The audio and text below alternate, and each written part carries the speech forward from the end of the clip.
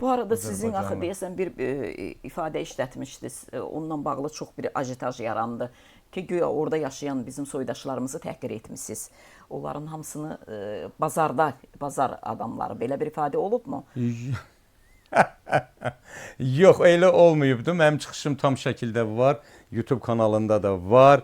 Hər kəs baxa da bilər. Mən onlara cavab verəndə ikinci dəfə də hətta o bütöv çıxışımı qoydum. Orada həm aparıcı Heydər İsmail deyir ki, bu bütöv Azərbaycanlılara aid deyil. Bəzi qüvvələrə orada tərbiyəsiz söyüş yazanlara aiddir. Onu kəsib çıxardıblar. Sonda mən yenə də tənqid edirəm. Bəs ifadə necə idi? Deyəcəm, tənqid edirəm və dönüb deyirəm ki, ünvanlıdır bu. Onu da kəsib götürüblər. Nəyi qoyublar? Ancaq təhqirləri. Bu da təbii ki, o 3-4 nəfər Avropada yaşayan şarlatanlar var.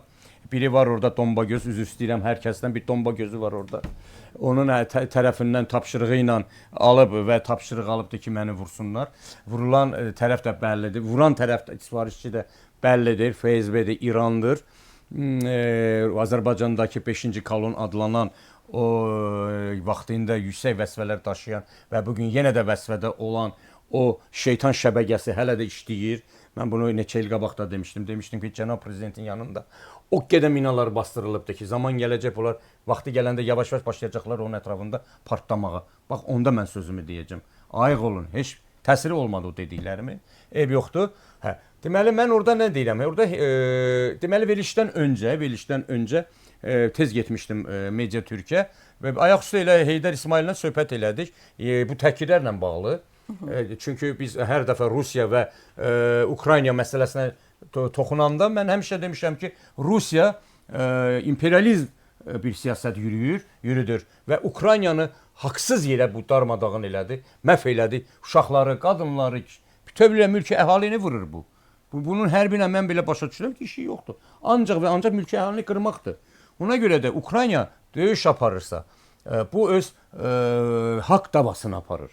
Burada haqsızlıqla üzləşib Ukrayna.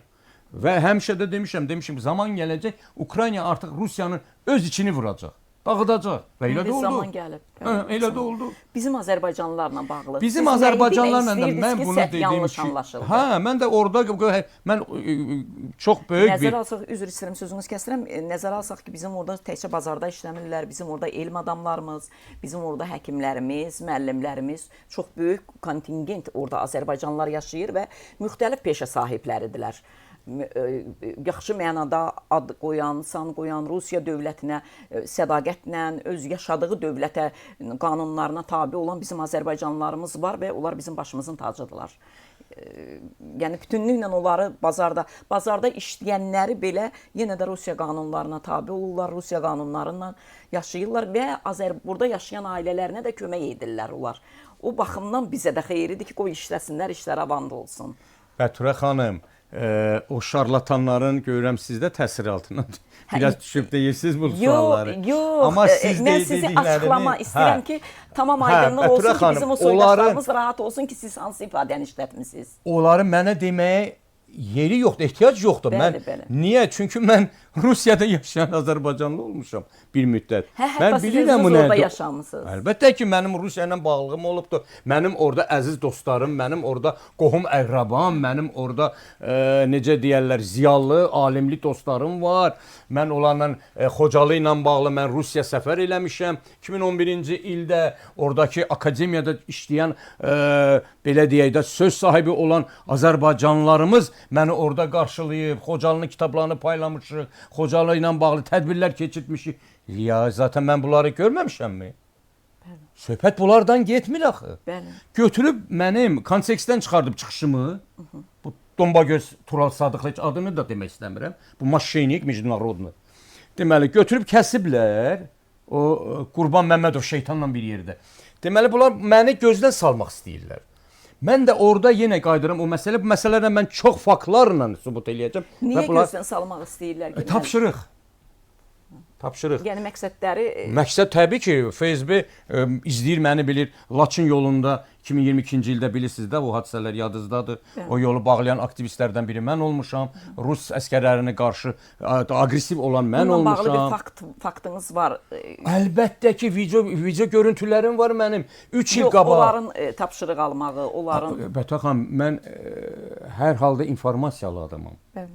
Mən hər halda informasiyalı adamam və bilirəm ki, burada onlarla bağlı olan hansı keçmiş nazirlərdir, hansı müxalifət, indiki müxalifətə altdan iş görənlərdir, bu hakimiyyətə, cənab prezidentə və onun köməkçilərinə, güc strukturlarına aqressiv mövqedə duranlar. Mən bilirəm. Mən bu mövzuya toxunmaq istəmirəm, çünki mən hazırladığım o cavab videoda bunların hamısını toxunacağam, maraqsız olmasın deyə. cavab olacaq. Ha. Super bir cavab olacaq. Amma dediyim ki, budur orada Heydərlə ki, biz müzakirə elədik verilişdən qabaq. Bu söyüş söyənlərin qarşısı necə alınsın? Yenə də təhqir, ailə o qədər təhqir eləyirlər ki, artıq ailəyə keçirlər bunlar. Ailə bu da ayıbdır axı. Ailədə uşaq böyüyür, ailədə məktəbə gedirlər, dostları var. Bu təhqirlər nəyə lazım? Qardaş, mən belə hesab edirəm. Mən siyasətçiyəm, mən hesab edirəm ki, bugün Kremlin siyasəti həm Güney Azərbaycan üçün, həm Ukrayna üçün, həm bizim Azərbaycan üçün bir təhdiddir Putin siyasəti. Orada demokratik qüvvələr gəlməsə, bizim üçün də çox çətin olacaq. Və Ukrayna bu davada haqlı tərəfdir. Və mən orada deyirəm ki, orada biz Ukraynadan danışanda, oradakı Rusiyadakı Azərbaycanlılar az qallar saçlarını yolarlar. Mən kimdən danışıram? Mən siz sadaladığınız o vətən evladlarından danışmıram ki, ağıllı, savadlı, abırlı, həyalı, güclü olan, istəyir bazar olsun. Bazarda bizim nə qədər dəyərli Azərbaycanlılarımız var ki, söz sahibidirlər. Yəni istədikləri an Rusiyada elə hərəkətlər eləyirlər ki, heç bacarıqlar heç onu biz burada eləyə bilmirik. Amma onlar orada eləyirlər. Nə qədər akademiyada, nə qədər polis sistemində, o digər sistemlərdə işləyən, orada mənim qohumlarım yaşayır. Mən Telman müəllim, niyə bunu tez-tez dönüb qayıdıram? İstəyirəm ki, siz açıqlamanı verəsiniz ki, orada yaşayan soydaşlarımız rahat olsunlar ki, yəni siz belə bir onları təhqir edən bir ifadə işlətmən. Mənim 55 yaşım var. Mən 30 ildən artıq da siyasətin içindəyəm. Mən bayaq sadaladım, qohumlarım var, dostlarım var, gözəl insanlar var, dəyərli insanlar var. Həqiqətən də Rusiyada başı yaşayan Azərbaycanlılar, burada bizdəki yaşayan Azərbaycanlılardan bir çox məsələlərdə fərqlənirlər. Müsbət məsələdə, fərqlənirlər. Mənim 55 yaşım var. Mən necə durub bütün o Dələtüz Qurban deyir 5 milyon, amma 5 milyon yoxdur orada. Lap olsun 2 milyonumuz. Mən necə 2 milyon Azərbaycanlılar orada təhqir edə bilərəm?